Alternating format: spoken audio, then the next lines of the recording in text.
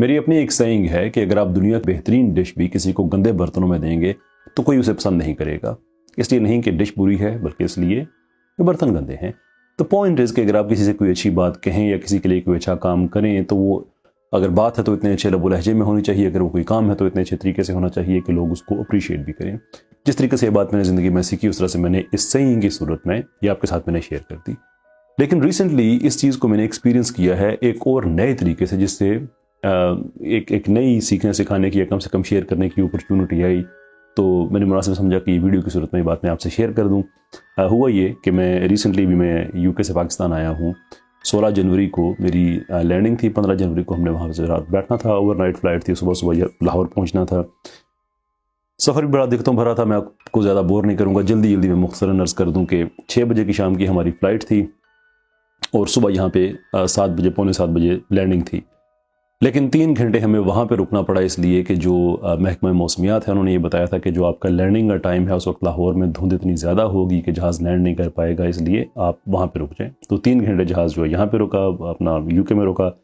اس کے بعد جب یہاں پہ پہنچے لاہور میں تو 2 گھنٹے ہمیں پھر ہوا میں ہی چکر لگانے پڑے. لینڈنگ سلوٹس نہیں مل سکے اس لیے کہ دھند بہت زیادہ تھی. مزے کی بات یہ ہے کہ لاہور ایئرپورٹ میں یہ کیپبلٹی ہے کہ یہ دھند میں جہاز کو لینڈ کرا سکتا ہے. اور جو برٹش ایئر ویز کا جہاز تھا جس میں ہم تھے، آئی تھنک بوئنگ 787 تھا، اس میں بھی یہ کیپبلٹی ہے کہ دھند میں وہ لینڈ کر سکتا ہے آرٹیفیشل انٹیلیجنس کے ذریعے. لیکن اتفاق کی بات یہ کہ وہ جو مین رن وے ہے لاہور ایئرپورٹ کا، اس پہ کچھ ریسرفسنگ کا کام کیا جا رہا ہے، اور جو سیکنڈری رن وے ہے وہ اویلیبل ہے جس میں کیپبلٹی نہیں تھی. تو اس لیے ہمیں پھر یہ 5 گھنٹے ہمارے وہاں پہ لگے. خیر جیسے تیسے ہوا، ہم لینڈ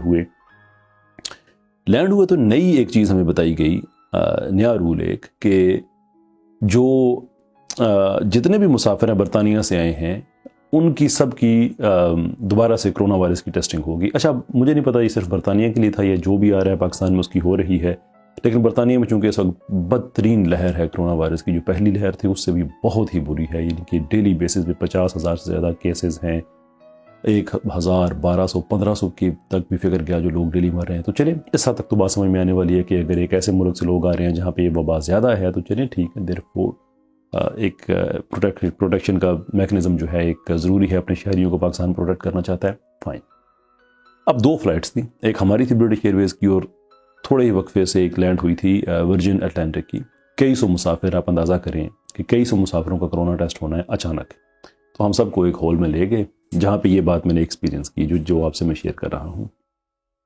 وہاں پہ ٹوکن سسٹم تھا کہ جو بھی اندر آتا ہے اس کو ایک ٹوکن دیا جاتا ہے، اور سسٹم یہ تھا کہ اس ٹوکن کو کال کیا جائے گا. ہال میں کرسیاں لگیں ہیں، آپ بیٹھیں، اپنے نمبر پہ جائیں، کرونا وائرس ٹیسٹ کرائیں اور باہر آ جائیں. That is how it was supposed to be. لیکن ہوا یہ کہ جو ٹوکن تھا وہ کسی نومیریکل سیکوینس میں نہیں تھا، یعنی ایسا نہیں تھا کہ 1 2 3 4، کیونکہ ٹوکن سسٹم صرف اس وقت افیکٹو ہوتا ہے جب ایک ٹوکن کی 2 کاپیاں ہوں، ایک کسٹمر کے پاس اور ایک آپ کے پاس.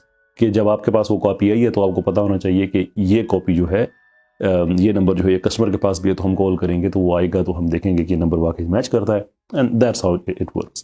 لیکن وہاں پہ سچویشن یہ تھی کہ نمبر کا تو کوئی مطلب سیکوینس کا تو کانسیپٹ تھا ہی نہیں. ایک بہت بڑی ایک ٹرے ٹائپ چیز پڑی ہوئی تھی، اس میں انہوں نے سارے ٹوکنز رکھے ہوئے تھے، جو بھی آ رہا ہے اس کو رینڈملی اٹھا کے دے رہے ہیں. یعنی کہ اگر مجھے نمبر 56 ملا ہے، میرے پچھلے والے کو 92 مل گیا، اس سے پچھلے والے کو 2 مل گیا ہے، یعنی وہ ہم سے پیچھے ہے لیکن ہم سے آگے اس کو بلایا جائے گا. تو لوگوں کا کانفیڈنس نہیں رہا کہ نہیں یہ چیز ٹھیک نہیں ہے، تو وہ ایک دم سے رش کر کے چلے گئے اندر. کوئی ٹوکن کا خیال ہی نہیں کیا کسی نے. اب 2 کیوز کی 2 لائنز کی وہاں پہ انہوں نے گنجائش رکھی ہوئی تھی، لیکن ایک جمع غفیر لگا ہوا لوگوں کا، کوئی لائن کا کانسیپٹ ہی نہیں.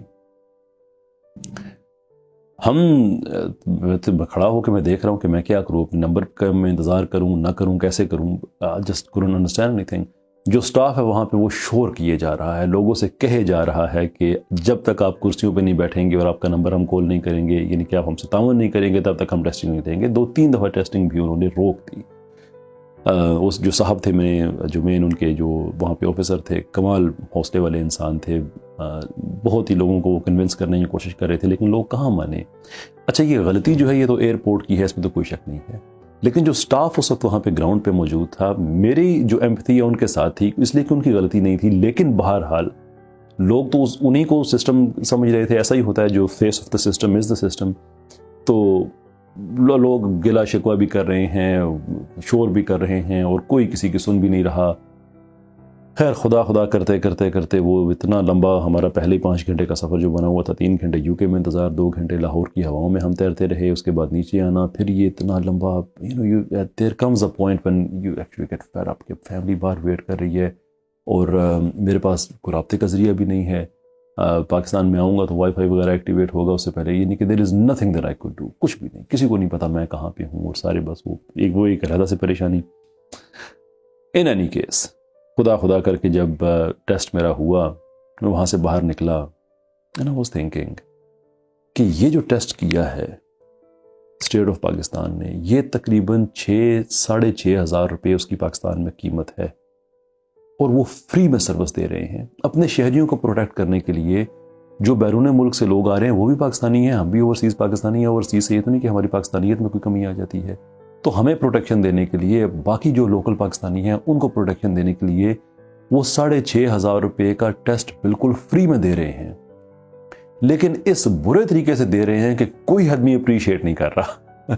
ہر آدمی گلا شکوہ کر رہا ہے، اور گلا شکوہ ٹرسٹ میں بڑے ہلکے لفظ یہاں پہ استعمال کروں، جو لوگ کہہ رہے تھے اس کے لیے شاید یہ الفاظ جو ہیں گلا اور شکوہ شاید یہ جسٹس نہ کر پائیں. لیکن میں کوشش کر رہا ہوں کہ میں آپ کو سمجھا پاؤں کہ وہاں پہ کیا ماحول تھا، کیا کیا لوگ نہیں کہہ رہے تھے. یہ باہر آئے اور وہی گلے شکوے اور غصے میں سے لوگ، اور جو سٹاف ہے ان کی بھی بری حالت. وائی؟ اس لیے کہ سروس اتنی بری تھی کہ جو ایگزیکیوشن تھی، کہ جو اتنی بڑی سہولت لوگوں کو ملی کسی نے اپریشیٹ نہیں کیا. یعنی کہ وہی بات جو میں کہہ رہا تھا کہ اگر اچھی بات کہنی ہے تو اچھے طریقے سے کہیں، اچھی سروس ہے تو اچھے طریقے سے دیں. تو یہ پہلے تو میں نے چیز سنی ہوئی تھی، ایکسپیرینس کی ہوئی تھی. پتہ نہیں کمز ٹو تھنک کہ صرف یہی بات نہیں، جتنی بھی آپ دنیا میں دیکھیں جو اچھی سہولتیں ہیں لیکن جو سہولتیں برے طریقے سے سرو کی جاتی ہیں، وہاں پہ لوگ سروس کی کوالٹی کو یہ نہیں دیکھتے کہ معافی چاہوں گا، سہولت کی کوالٹی کو نہیں دیکھتے وہ کتنی اچھی ہے، لوگ یہ دیکھتے ہیں کتنے برے طریقے سے پیش کی گئی ہے. This could be a lesson for me. اور آپ کے لیے اگر آپ کوئی کمپنی رن کرتے ہیں، ایون اگر آپ ایک انڈیویجول ہیں، اگر آپ سروس دے رہے ہیں کسی جگہ پہ یا لوگوں سے ویسے بات چیت کر رہے ہیں، you got to make sure کہ وہ صرف وہ جو سہولت آپ دے رہے ہیں، کہ اچھی بات بھی کسی تک پہنچانا ایک سہولت کاری کی ایک قسم ہوتی ہے، صرف وہاں تک بات نہ رکے، بلکہ اس کی ایگزیکیوشن بھی اتنی اچھی ہو کہ جو مقصد ہے وہ پورا ہو جائے. یہی میں آپ سے کہنا چاہ رہا تھا. انشاءاللہ اگلی ویڈیو میں آپ سے بات ہوتی ہے.